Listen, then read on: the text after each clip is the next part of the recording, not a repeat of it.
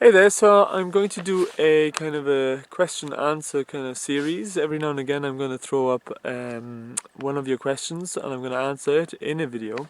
So in this video, Nika Montil, she's writing basically, she's asking, hi, just wanted to ask, when is the best time to mulch your garden beds? So as it happens, now is the perfect time for it, so let's have a look. Now, of course, the most important time to mulch your garden beds is when you have the winter coming or the autumn is here, and you don't want your beds to get kind of washed out. If you're in a country where there's a lot of monsoon rain, of course, that's also a very good time before it happens to mulch your beds. Now, the thing I would do is I would leave weeds in if I don't have a lot of mulch. In this case here, I'm actually going to put that mulch over there on top of the weeds and just smother them until springtime. By then I will have pretty much no weeds left except maybe for these things like the docks here. And that brings me actually to a point that is very, very valid, and that is depending on what climate you live in, make sure to get rid of all your perennial weeds. In this country, what we have is we have these brambles, and they tend to be invasive.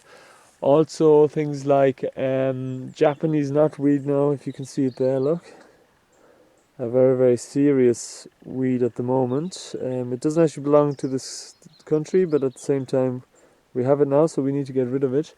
Dandelions as well are another such weed that we want to try and reduce. Thistles. What else? We have also another very kind of invasive weed, and that is the nettle. All of these, of course, are wonderful things in the herb garden. I mean, they're healing plants. They're not bad plants, but it's just that if we have too many of them, they tend to take over the bed quite considerably, quite easily. These kind of thistle-like weeds, again, you want to pull them out. And if you notice, if you leave a little bit of the root in, it usually grows back. And that's the problem with perennial weeds, is that just a tiny little piece of root can actually grow back into another weed. So these kind of weeds are very good. Annual weeds tend to stay kind of on the surface. They don't tend to have very deep roots.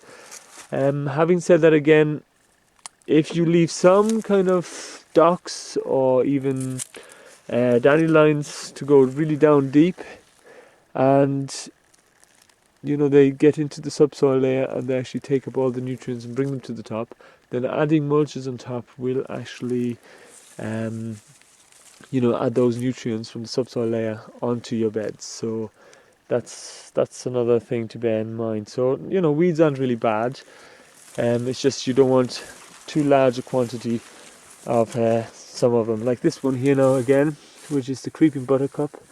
If you leave that there, it makes for hard weeding later on in the year, in spring.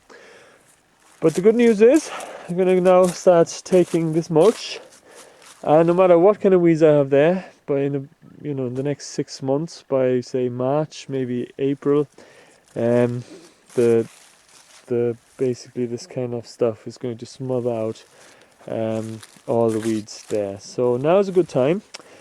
Last thing that I wanted to say is, of course, I'm going to take off these tires. Oh look, there's a courgette, little small one. I'm going to take that inside as well. The last thing I wanted to say is make sure to, when planting new plants, take off all the mulch. That'll be probably in April, and wait until your plants are quite big. The bigger your plants, the better it's going to be, because otherwise what you're going to have is you're going to have slugs which are going to be hiding under the mulch, and they're going to basically eat all your little plants. So you want to take off that mulch and then add more mulch as you go along. I mean, the soil here is very, very good still, very, very loose. Lots of little insects crawling around the place, which is a good sign. Now there's a slug. There's two actually, and they're going to lay eggs in the mulch over winter, and that's the reason why you take it off in spring before you plant the mulch. And you do that for maybe a month, 2 months, and then you can add a bit more mulch around the plants as they're growing bigger, according to the right kind of pH for the soil for your plants. I made a video actually on it, on mulching, so you can check that out as well. And there's some slug eggs there, just to give you kind of an idea what you're dealing with. So you want to get rid of them before you mulch. Just throw them out a bit, out and away. Now I hope that kind of answered your question. Let me just turn you around there.